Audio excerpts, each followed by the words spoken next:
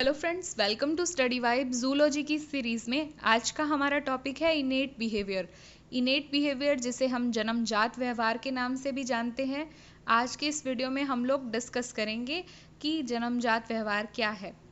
इसी के साथ ही मैं क्लियर कर देती हूँ कि इसे ही हम इनबॉर्न या इनहेरिटेड बिहेवियर भी कहते हैं। तो चलिए स्टार्ट करते हैं। Behaviour of an organism that is born with not learned, यानी ऐसा कोई भी व्यवहार जो कोई जंतु जन्म के साथ ही प्रदर्शित करता आ रहा है या जन्म के साथ ही शो करता आ रहा है, उसे हम इनेट बिहेवियर कहेंगे। यहाँ एक और बात ध्यान रखने वाली है कि जन्मजात व्यवहार को कभी भी सीखा नहीं जाता। It is also called stereotype behaviour, यानी ये रूढ़िवादी या स्टीरियोटिपिकल बिहेवियर भी कहा जाता है। These behavior are inherited and not influenced by experience और environment। ये जो व्यवहार है कभी भी हमारे अनुभव से या किसी भी हमारे पर्यावरण फैक्टर से प्रभावित नहीं होता।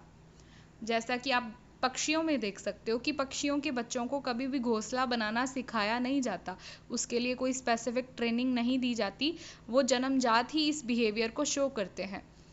इसी के साथ ही प्लांट्स में भी आप इस इनेट बिहेवियर को देख सकते हो कि प्लांट शुरू से ही ट्रॉफिज्म शो करते हैं। ट्रॉफिज्म क्या होता है? एक प्रकार का मूवमेंट है। नेक्स्ट है बर्ड सिंगिंग स्पेसिफिक सॉन्ग्स, यानी किसी भी पक्षी को आप स्पेसिफिक अगर गाना गाते देख सकते हो तो वो गाना भी क्या है, उसका एक इनेट बिहेवियर है। अब हम बात करेंगे की फीचर ऑफ इनेट बिहेवियर की, यानी इस जन्मजात व्यवहार के कौन कौन से गुण हैं। सबसे पहला, ये स्टीरियोटाइप्ड होता है, यानी same response to specific stimulus, यानी अगर कोई विशेष उद्दीपन आता है तो उसके प्रति हमेशा सेम प्रतिक्रिया होगी। फिर है इट इज़ स्टिमुलस डिपेंडेंट, जैसा स्टिमुलस होगा वैसा रिएक्शन होगा, यानी बिहेवियर जो है वो ट्रिगर स्टिमुलस की वजह से होता है। नेक्स्ट एंड लास्ट है हेरिडिटरी। ये जो जन्मजात व्यवहार है वो हमारे जेनेटिक मेकअप के द्वारा कंट्रोल किया जाता है, यानी जैसा हमारा जीन स्ट्रक्चर होगा वैसा ही हमारा व्यवहार होगा। Example of इनेट behaviour. अब हम नेक्स्ट हेडिंग पे मूव कर चुके हैं कि इनेट बिहेवियर के उदाहरण कौन कौन से हैं। तो कई बार तो आपके एग्जाम में डायरेक्ट यही एग्जाम्पल पूछ लिए जाते हैं। फर्स्ट ऑफ ऑल आपको याद रखना है रिफ्लेक्स, सेकंड है टेक्सिस, थर्ड है काइनेसिस, फोर्थ है इंस्टिंक्ट और फिफ्थ एंड लास्ट है मोटिवेशन या अभिप्रेरणा। अब हम बात करेंगे टेक्सिस और काइनेसिस की, बिकॉज आपके सिलेबस में टेक्सिस और काइनेसिस अलग से मेंशन किए हुए हैं। तो टेक्सिस क्या होता है? Directional movement. किसी भी उद्दीपन की दिशा में अगर हम गति कर रहे हैं तो उसे हम टेक्सिस कहते हैं।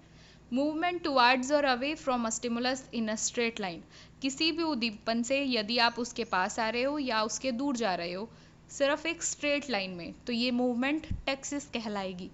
टेक्सिस के आगे दो प्रकार हैं, positive Texas and negative Texas. अगर आप उद्दीपन के पास आ रहे हो तो वो पॉजिटिव टेक्सिस होगा, और यदि आप अपने उद्दीपन से दूर जा रहे हो तो वो नेगेटिव टेक्सिस होगा। अब हम बात करेंगे आगे टाइप ऑफ टेक्सिस की, यानी इसका आगे वर्गीकरण किया गया है कि इसके अंदर कौन कौन से प्रकार शामिल हैं। तो चलिए देखते हैं। फर्स्ट ऑफ ऑल है क्लिनोटेक्सिस। क्लिनोटेक्सिस जो कि एक सबसे साधारण प्रकार का टेक्सिस का एग्जाम्पल है। इसके अंदर कोई भी वॉर्म समझते हो आप लोग, इसके अंदर कोई भी ऑर्गेनिज्म जैसे कि वॉर्म्स अपनी बॉडी को उलटते पलटते हैं, यानी साइड टू साइड चेंज करते हैं और देखते हैं कि उद्दीपन की तीव्रता किस ओर ज़्यादा है। फिर सेकंड है ट्रोपोटेक्सिस। ट्रोपोटेक्सिस मूवमेंट उन ऑर्गेनिज्म में पाई जाती है जिनकी बॉडी में पेयर्ड रिसेप्टर पाए जाते हैं। पेयर्ड मीन्स जोड़ीदार, रिसेप्टर मीन्स किसी भी उद्दीपन को ग्राही ऑर्गन्स, ठीक है। इनकी बॉडी के दोनों तरफ रिसेप्टर्स पाए जाएंगे तो एनिमल कंपेयर करता है, जिस साइड की तीव्रता ज़्यादा है उसी साइड वो मूव करेगा।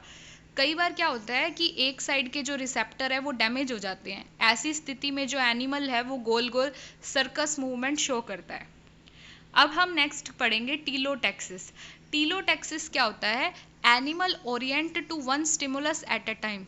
कोई भी एनिमल एक समय पर एक ही उद्दीपन को ओरिएंट कर रहा है, ठीक है, और दूसरे स्टिमुलस या दूसरे उद्दीपन को वो इग्नोर करने लगता है, तो इस कंडीशन को हम टीलोटेक्सिस कहते हैं।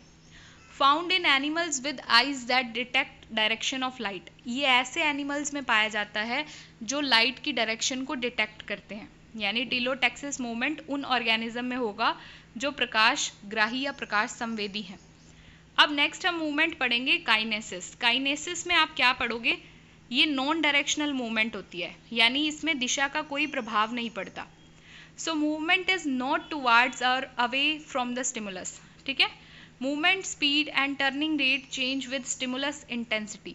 यहाँ पे किसी भी जंतु की जो स्पीड है वो स्टिमुलस की इंटेंसिटी के साथ साथ कम या ज़्यादा होती है, यानी स्टिमुलस अगर तीव्र है तो उसकी मूवमेंट भी तीव्र हो जाएगी, और अगर स्टिमुलस का इंटेंसिटी लो है तो वो धीरे मूव करेगा। एग्जाम्पल है wood lice, move faster in dry area and slower in humid area. Wood lice का एग्जाम्पल बहुत बार एग्जाम्स में पूछा जाता है कि वुड लाइस में कौन सी मूवमेंट है, तो काइनेसिस आपको टिक करना होता है। ये क्या करती है कि जो ड्राई एरिया है वहाँ पे तो ये तेज़ तेज़ चलती है, और जो नमी वाले क्षेत्र हैं वहाँ पे इसका मूवमेंट स्लो हो जाता है, ठीक है। अब नेक्स्ट हम बात करेंगे टाइप ऑफ काइनेसिस की। तो पहला है orthokinesis, speed on movement depends on stimulus intensity. इसका सेम एग्जाम्पल रहेगा वुड लाइस वाला। फिर है क्लिनोकाइनेसिस। क्लिनोकाइनेसिस में क्या होता है, rate of turning increases with stimulus intensity, यानी जैसे जैसे स्टिमुलस बढ़ेगा वैसे वैसे उसकी स्पीड भी बढ़ेगी। एग्जाम्पल है फ्लैटवर्म, ठीक है। फॉर एग्जाम्पल यहाँ पे आप फ्लैटवर्म का उदाहरण दे सकते हो। आई होप आपको मेरा वीडियो अच्छा लगा होगा, so please like share and subscribe and thanks for watching.